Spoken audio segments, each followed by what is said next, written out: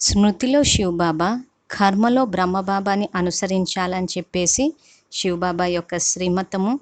So దీనికి సంబంధించి 1982 April నెల 6వ తారీఖు ఈ అవ్యక్త మురళిలో శివబాబా ఏం తెలియజేశారంటే, ఫాలో బ్రదర్ ఫాలో సిస్టర్స్ అనే కొత్త అడుగు వేయకండి అంటున్నారు. సో విద్యాలయంలో కొన్ని చోట్ల సిస్టర్స్ని ఫాలో అవ్వడము, బ్రదర్స్ని ఫాలో అవ్వడం అంటే అన్నయ్యల్ని అక్కయ్యల్ని ఫాలో అవుతుంటారు. అలా కొత్త అడుగు వేయకండి అని చెప్పేసి చెప్తున్నారు. సో దీనికి సంబంధించిన మహావాక్యాలు ఏంటంటే, ఇక్కడ బాబా ఏమంటున్నారు ఈ మురళిలో, ఈ వ్యర్థ చింతన ఏదైతే ఉందో ఈ వ్యర్థ చింతన యొక్క నేత్రాన్ని మూసేసి బాబా ఇష్టానుసారంగా అంటే బాబా యొక్క అడుగుపై అడుగు వేయండి. అడుగుపై అడుగు వేసి నడవటం కష్టమా? ఈ విధంగా సదా ఫాలో ఫాదర్ అవ్వండి. ఫాలో బ్రదర్ ఫాలో సిస్టర్ అంటే అన్నయ్యని అక్కయ్యల్ని అనుసరించడం అనే క్రొత్త అడుగు వేయకండి. దీని ద్వారా గమ్యం నుండి వంచితం అయిపోతారు అంటున్నారు.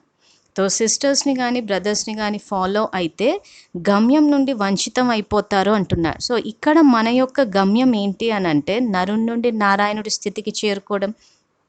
సో బ్రహ్మబాబా లాగా నంబర్ 1 పొజిషన్కి రావడం.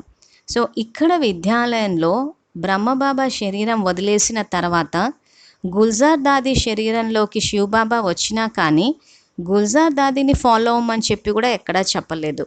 సో ఇప్పటికీ బ్రహ్మబాబానే ఫాలో అవ్వమని చెప్పడానికి కారణం ఏంటంటే, బాబా ఆజ్ఞను పాటించి నంబర్ 1 పొజిషన్కి వచ్చింది బ్రహ్మబాబానే. కాబట్టి మన ప్రతి ఒక్కరి లక్ష్యము నరుని నుండి నారాయణుడి స్థితికి చేరుకోవడం. కాబట్టి ఇక్కడ సదా ఫాలో ఫాదర్ అంటున్నారు. సదా అంటే ఎప్పటికీ ఫాలో ఫాదర్ అన్న నియమమే వర్తిస్తుంది.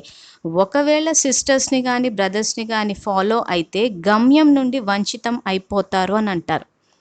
సో ఇప్పుడు ఉదాహరణకి బ్రహ్మబాబాని కర్మలో గనక చూస్తూ పోతే ప్రతి సంవత్సరం 18వ తారీఖు అవ్యక్త మురళిలో శివబాబా బ్రహ్మబాబాని ఏ విషయంలో మనం ఫాలో అవ్వాలా అని చెప్పేసి తెలియజేస్తూ ఉంటారు. సో ఇక్కడ ఈ శివ పరమాత్మ జ్ఞానమురళి అన్న యూట్యూబ్ ఛానల్లో కూడా ఫాలో ఫాదర్ అని చెప్పేసి ప్లేలిస్ట్లోకి వెళ్తే కనిపిస్తాయి. ఇప్పటికీ 4 వీడియోలు అప్లోడ్ చేశాము. సో ఇది పార్ట్ 5. సో ఇందులో మనం గనక గమనిస్తే అన్నయ్యల్ని అక్కయ్యల్ని ఫాలో అయితే ఏం జరుగుతుందంటే, ఉదాహరణకి భక్తి మార్గం యొక్క పద్ధతుల్నే గనక తీసుకుంటే విద్యాలయంలో బాబా భక్తిని సమాప్తి చేసినా కానీ బ్రహ్మబాబాని చూడకుండా సిస్టర్స్ని బ్రదర్స్ని చూసినప్పుడు శివబాబా భక్తిని సమాప్తం చేసినా కానీ అక్కయ్యల్ని అన్నయ్యల్ని ఫాలో అయినప్పుడు మనము భక్తి చేసే అవకాశం ఉంది. సో బాబా భక్తిని ఎందుకు సమాప్తం చేశారు అని చెప్పేసి మురళిలో చెప్పారు. సో దానికి సంబంధించిన వీడియో కూడా అప్లోడ్ చేశాము. ఆ వీడియో ఒక టైటిల్ భక్తిని సమాప్తం చేయడానికి కారణం ఏంటి అని చెప్పేసి ఎక్కడైతే బాబా కారణాలు చెప్పారో ఆ కారణాలు అందులో వివరించాము.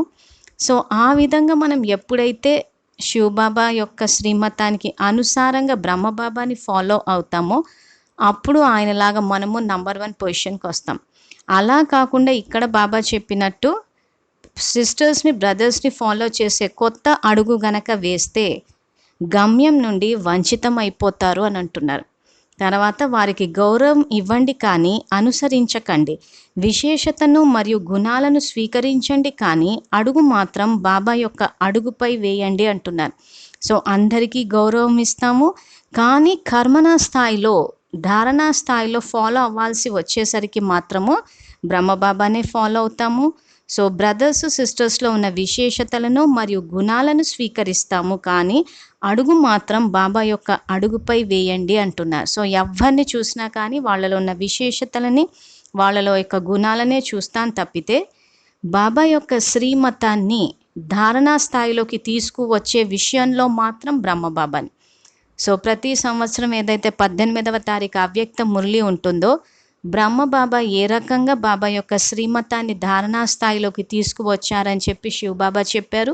సో ఆ మురళిలు చదువుకున్నా మనకి అడుగులో అడుగు వేయడం అని ఏదైతే చెప్తున్నారో బ్రహ్మబాబా అడుగుపై అడుగు వేయండి, అది మనకి ఎలా చేయాలన్నది అవగాహన వస్తుంది.